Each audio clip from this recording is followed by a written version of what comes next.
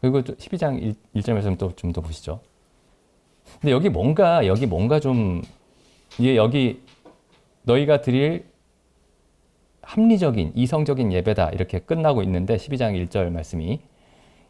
좀 읽어보면은 뭔가 합리적이지 않은 것 같은 얘기가 있어요. 여기 이성적이지 않은 것 같은 얘기가. 한번 보시죠. 그러므로 형제들아 내가 하나님의 모든 자비하심으로 너희를 권하노니 하나님의 모든 자비하심에 대해서 얘기를 합니다. 사도 바울이 이 얘기를 하기 전에 하나님은 자비하시다. 하나님은 자비하시다. 그러니까 그 다음에 이런 내용이 나와야 될 것 같아요. 하나님이 자비하시니까 하나님이 은혜가 충만하시니까 은혜가 한이 없으시니까 너희가 원하는 대로 하면서 살아라. 너희가 원하는 모든 것을 마음대로 하면서 살아라. 하나님은 자비하시니까. 하나님의 자비가 끝이 없으니까. 이런 얘기가 나와야 될 것 같은데 제가 또 좀 비유를 들어볼게요. 제가 이제 어떤 사람을 만나서 어떤 사람에게 내가 당신에게 자비를 베푸겠습니다. 당신은 나를 위해서 평생 나만을 위해 사십시오. 당신이 가진 모든 것을 나에게 바쳐서 남김없이 당신이 가진 모든 것을 나를 위해서만 사용하고 나만을 위해서 사십시오. 이게 내가 당신에게 베푸는 자비입니다. 이게 어떻게 들리세요? 미친 사람이죠. 누가 이런 얘기 하면 미친 사람입니다. 근데 하나님이 이렇게 말씀하시는 거예요. 하나님의 모든 자비하심을 우리에게 베푸시는데 그 자비가 하나님의 모든 자비하심이 뭐냐면은 우리가 하나님께 우리 자신을 온전히 남김없이 다 드릴 수 있게 하시는 것. 그게 하나님이 사람에게 베푸시는 자비라는 겁니다. 그러니까 지금 이게 사람과 하나님의 관계가 아니고 그냥 사람과 사람과의 관계에서 이런 이야기가 벌어지면 이건 굉장히 말도 안 되는 얘기예요. 아무도 속지 않을 얘기입니다, 사실은. 또 물론 많은 사람들이 속고 있죠. 그런데 이게 하나님과 사람 사이의 관계에서 일어나는 이야기면 이게 가장 그리고 유일하게 이성적인 얘기입니다. 이게 지금 12장 1절에서 담고 있는 말씀이에요. 그래서 우리가 지금 성경을 볼 때마다 성경의 여러 곳을 볼 때마다 우리가 하나님을 섬기는 것이 하나님이 우리에게 베푸시는 모든 자비하심의 표현이구나. 이렇게 생각이 되어야 되는 겁니다. 사람이 하나님을 섬길 수 있다니, 사람이 하나님께 모든 것을 드려서 하나님을 섬길 수 있다니, 그게 정말 참으로 하나님이 자비하시구나. 창세기 말씀 한번 가보시죠.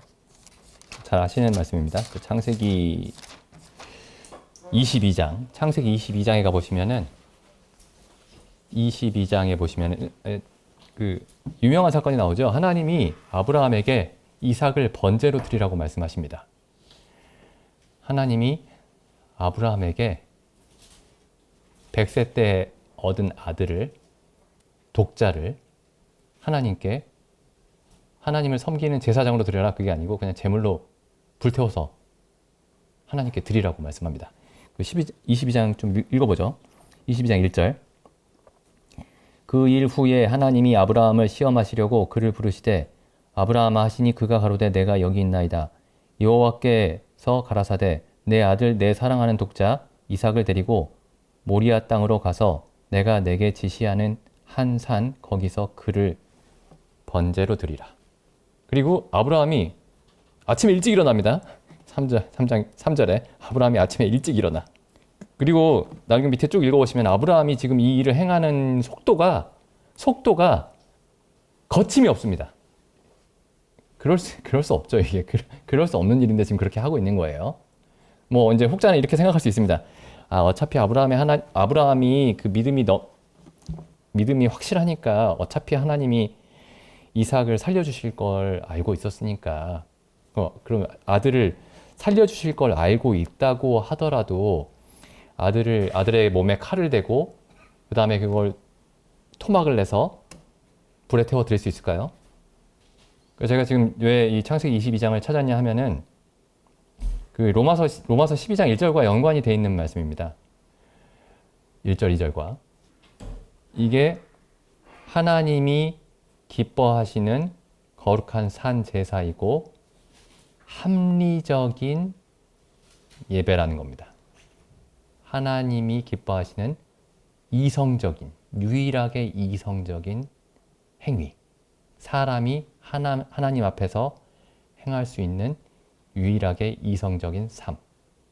이건 이성적인 게 아니에요, 사실은. 사람들이 봤을 때 이건 너무 이게 말이 안 되는 겁니다, 이게.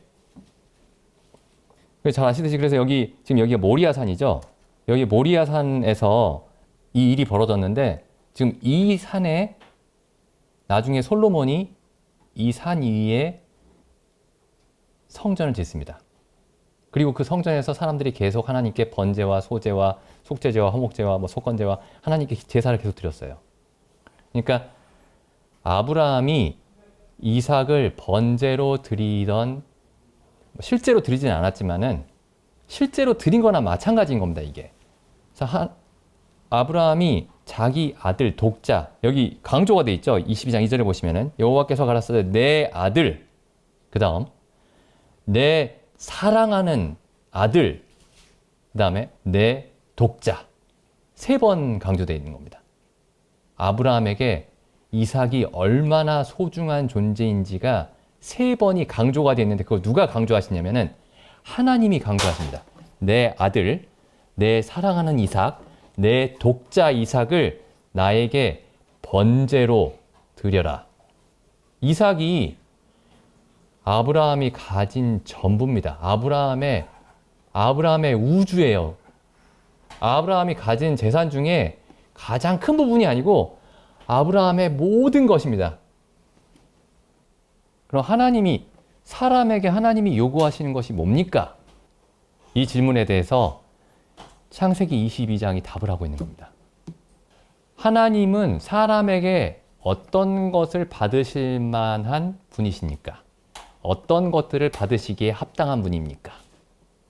그럼 사람들이 이렇게 대답할 수 있습니다. 내 삶에서 가장 좋은 것을 하나님께 드려야죠. 그것도 좋은 대답입니다만은 하나님은 가장 좋은 것을 우리 삶에서 우리가 가진 것 중에 가장 좋은 것을 하나님께 드리기를 원하시는 게 아닙니다. 그냥 그 사람의 전체를 그 사람의 생명보다 더 큰 것을 하나님께 드리기를 원하는 겁니다. 하나님, 여기 지금 22장이 뭘 보여주고 있냐면은 이 아브라함이 진짜 대단하구나 이걸 보여주는 게 아니고 아브라함 앞에서 아브라함이 이해한 하나님은 이삭을 받으시기에 합당하신 그런 하나님이라는 겁니다. 하나님의 크심에 대해서 지금 보여주고 있는 장면이에요. 이 아브라함이 엄청나게 괴로웠겠다 이거 고민하다가 그게 아니고 물론 그런 내용도 있겠지만은 하나님이 얼마나 크신 분이시기에 사람에게 얼마나 큰 예물을 받으셔야 하는가. 그래서 이 지금 아브라함이 이삭을 드린 이곳에 아까도 말씀드렸지만은 이스라엘의 성전이 세워집니다.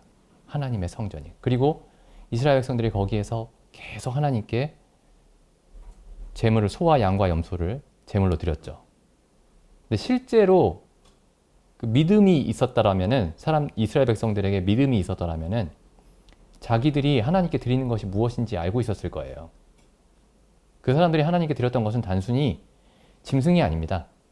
자기가 얼마간의 돈을 가져와서 예루살렘에 와서 성전 앞에서 양이나 소나 염소를 사가지고 하나님께 드린 게 아니고 양소 염소를 드릴 때 하나님께 이렇게 드리죠. 그 레위기 처음에 보면 나오죠. 안수합니다.